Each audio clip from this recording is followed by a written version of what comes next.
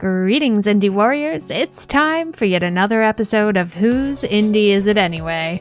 If you are new to the show, welcome. Here we cover smaller games that perhaps went unnoticed after release, but we feel still deserve your attention. Before we get into this week's selections, we want to take a moment to thank our great indie sponsor, Red Deer Games. Coming soon to the Nintendo Switch is That's a Cow! Holy cow, don't have a cow, man. Yeah, that's it, I'm done. Featuring 20 different cows and fast-paced milk shooting action through 100 levels, this one should do a body good when it launches for the Nintendo Switch on the 18th.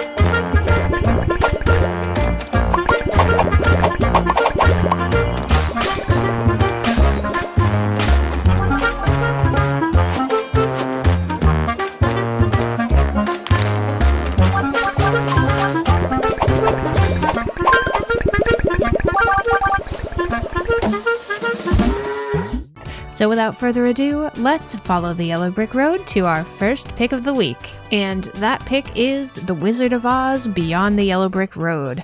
I have to admit, we've been on a bit of a Wizard of Oz kick lately, from lining up Dark Side of the Moon to the original, to having recently watched the Return to Oz for the first time and learning about the Wizard of Oz theme park. This franchise has such a unique, strange history. And so a DS RPG comes seemingly out of nowhere in 2009, and it's kind of awesome. Beyond the Yellow Brick Road utilized the touchscreen to great effect as Dorothy and friends do the biddings of the wizard. Scarecrow, Cowardly Lion, and many others from the series appear here, with movement taking place via trackball. Interestingly enough, this title had some of the folks from the Wild Arms series involved, and that shows in the combat a bit, which has often been compared to old-school JRPGs like Earthbound, taking place from the first-person perspective. You will learn plenty of new skills, but rather than going with a traditional leveling system, like many things, this game turns the familiar formula on its head a bit.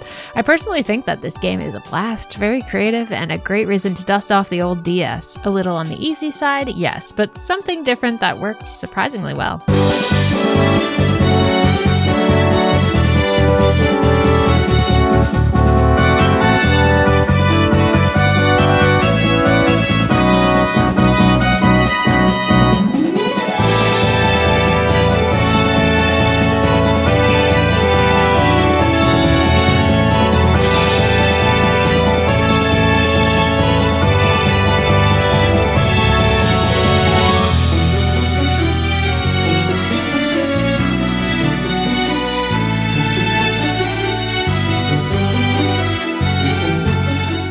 Here is a game that had its issues, yes, but I still managed to enjoy quite a bit.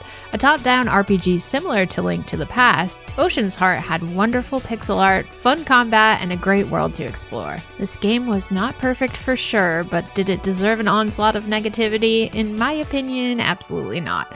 The story does not break new ground, but the gameplay felt like comfort food, and I thought it worked well enough. The dungeon design here is underrated and was by far my favorite part of the game. Don't let the negative reviews get to you. Give this one a look, and I feel confident you'll find something to enjoy. And I would hope many of the bugs have now been ironed out too.